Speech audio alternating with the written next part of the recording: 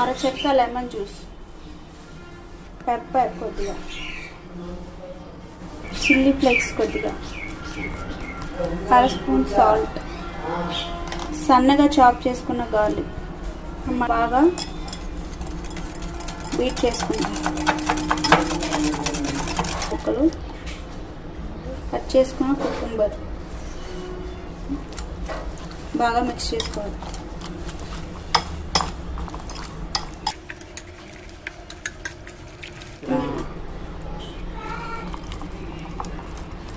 Pomegranate కొద్దిగా taste కోసం,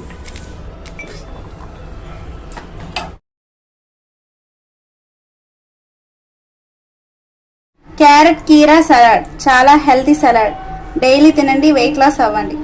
కమాన్.